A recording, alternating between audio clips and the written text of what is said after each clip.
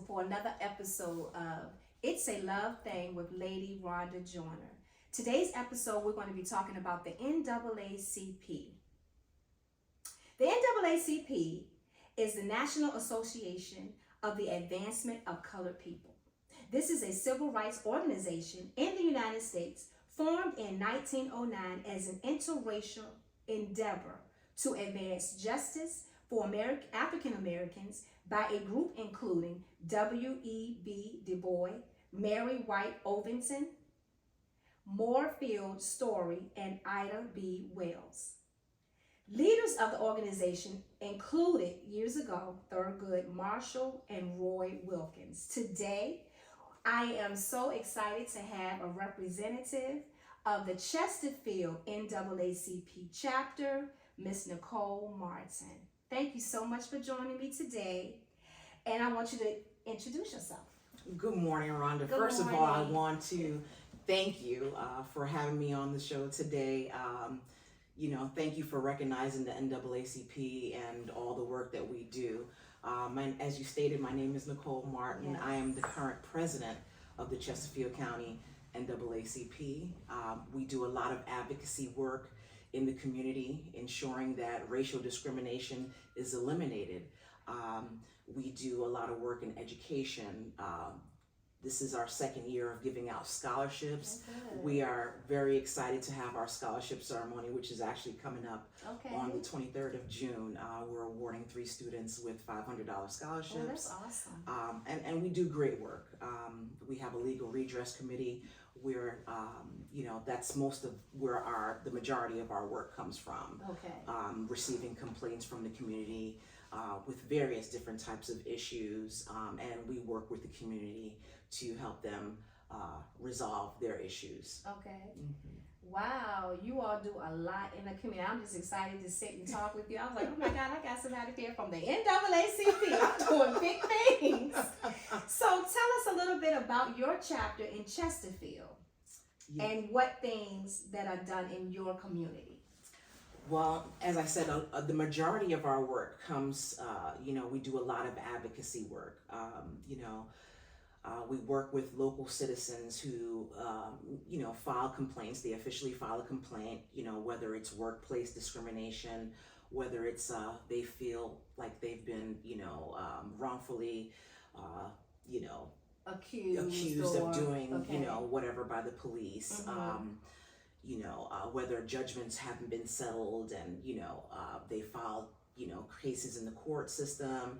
And, we kind of help them navigate that process and work with, entities, and we serve kind of like as a medium to, start that progress and start that process. So I have a question. So as a Black woman, I can't say that I have faced right out racism. I know that it's underlined. I know that it's here as a woman, number one, then as a Black woman. So what would you tell, or how would you advise a person of color who really don't feel like racism is here? They just going about their day and they don't really view it as a problem. That's a great question, Ron. So how would you, or how would you advise them? Well, I would say, being a part of this organization, I didn't realize how much racism existed. I'm originally from New York. New York is like a melting pot. Okay. So moving to Virginia and raising our family, my husband and I, this is sort of like a wake-up call, like a shock, and with everything being televised and everybody recording stuff, that's when you started to realize, hey, racism really does exist. If you see the amount of complaints that we receive, there's sometimes people are in distress and they've called, like the EMT or the police department for help, and because of the neighborhoods that they live in, police don't even want to show up. Wow. So to read and actually talk to some people that are stating this actually happened, you're like in complete and total shock. And when you start investigating and seeing that, hey, this person is actually telling the truth, and this actually exists. It's absolutely crazy. We recently received a complaint where a black gentleman who works in the industry, and he stated that he was supposed to receive a raise, and all the non-whites received that raise, but he didn't receive a raise, and there was like a swastika symbol posted, where somebody spray painted it using the N-word. Like, you wouldn't believe that these things are happening, but they are happening in our community, and this that's is our just job. Chesterfield. Yes, and this is our job to, get to the bottom of it and ensure that it doesn't happen. Do you all work closely with the mayor? Mayor. The mayor of Virginia. Do you all like when the complaints come in? Do you just handle it in house, or do you kind of make it a statewide type of situation? We actually handle it in house, in-house, unless it's okay. a big situation, like let's say for instance the George Floyd situation. If that has to be, that obviously had to receive national attention in order for that family to receive justice. But usually our cases are usually handled internally. I see. Once we open up the process and we have that dialogue of communication with the aggrieved person and let's say the police department or their place of work, that it's usually resolved in house, so to speak. And we usually receive a resolution for the person that filed the complaint. So yeah, I mean, a lot of work, but we do a lot of good work too, besides just so what good work complaints. Do you want?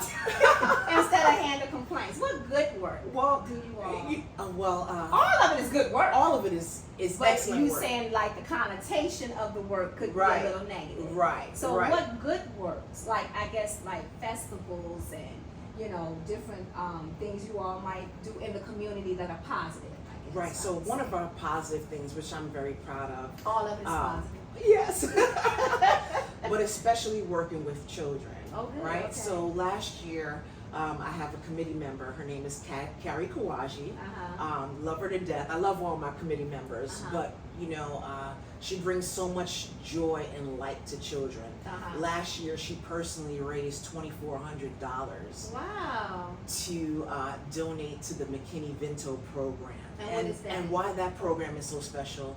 This program helps homeless teens.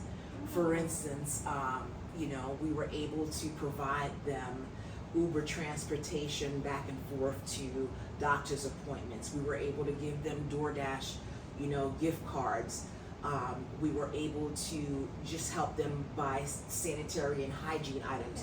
You don't really know that these problems exist until you're part of an organization like the NAACP. Wow.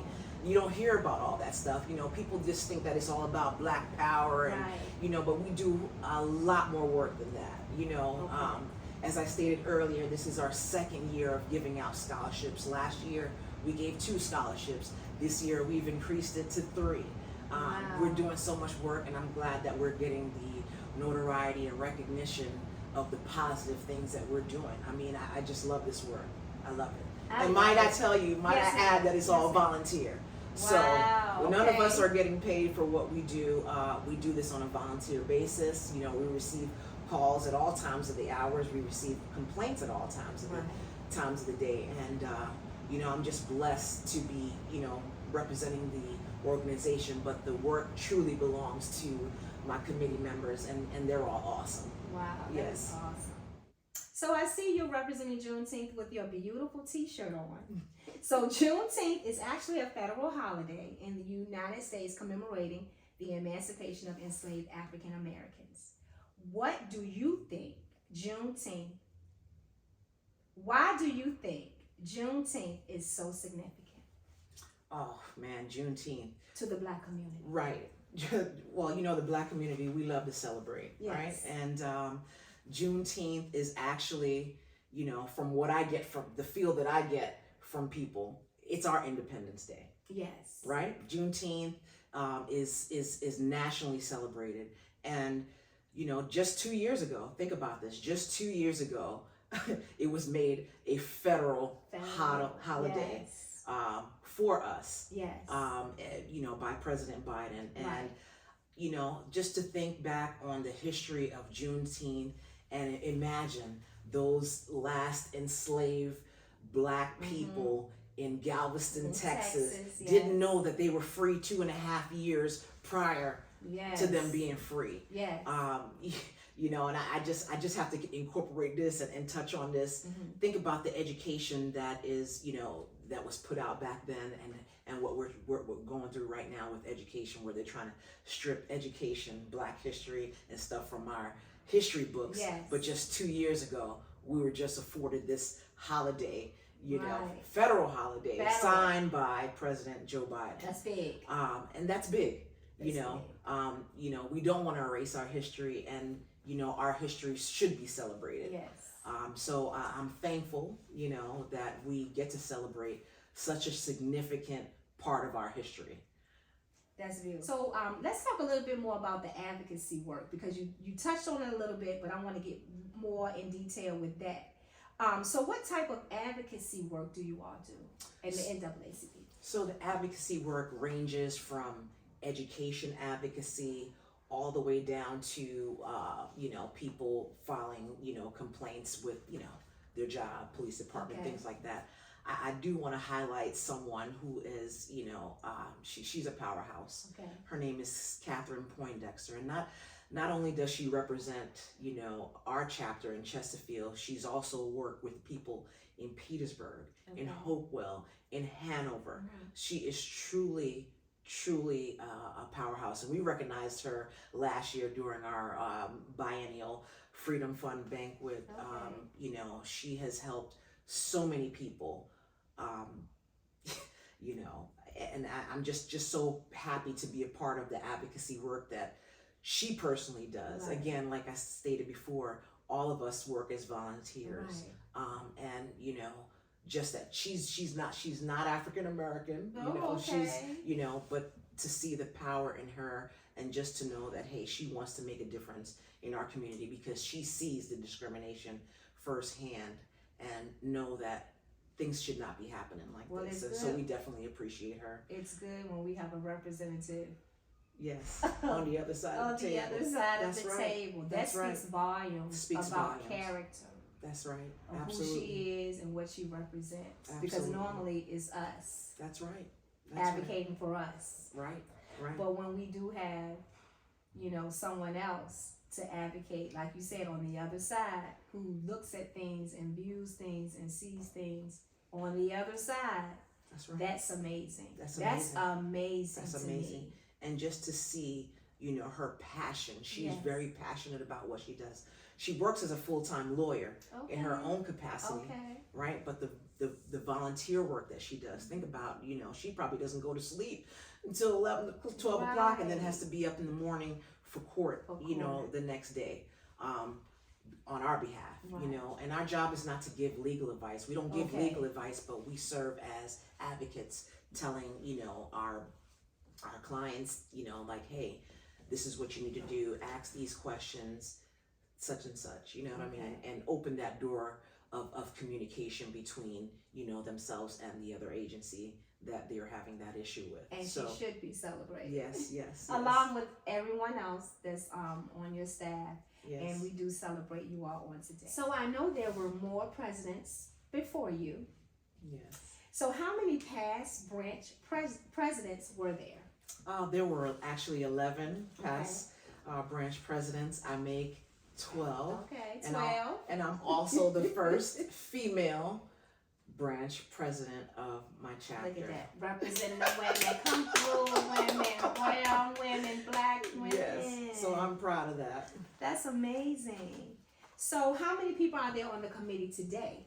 We actually have 14 members of the executive committee, to include myself. Mm-hmm. We have myself, the first vice president, second vice president, secretary, treasurer, and then we go down with the committee members. Yes. Okay. So how many members do you have? Well, okay, this is a great accomplishment that I'm happy that I'm happy to announce. Back in September, We were a branch consisted of total members of 120. Okay.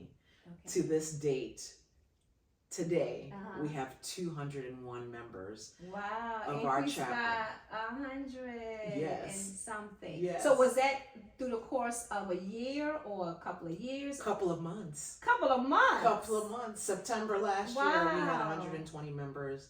Today, we stand strong with 201 members. So, Yes. question about that. So, when did they hear about it? Was it word of mouth, or was it advertised? Did you have billboards? It was. How was It was that? advertised because It was, basically, you know, I was asked by several committee members to become the president, Okay. and you know, it was pushed out there that hey, we want you Did know. they vote you in? Or They vote yes. They I was, voted you yes, in. voted me in. I was Okay. the elected president. You were elected. Yes. Wow. Yes. So it wasn't given to me. It wasn't you know. Right. It's something that I didn't even have on my horizon or goals or list to do. But you know, they saw the great work that you know I presented as a leader, and Wow. decided to you know nominate me to become the president. So I'm happy to Wow. represent the organization. That is beautiful, and I think you are representing it very well because you sure are representing here today with your green shorts on and your and your Juneteenth t-shirt. You are representing, honey, and your sister locks. Come on. you. Okay. Let's give it up for the sister National locks. sisters, yes. They're beautiful, by the way. Thank you. Beautiful.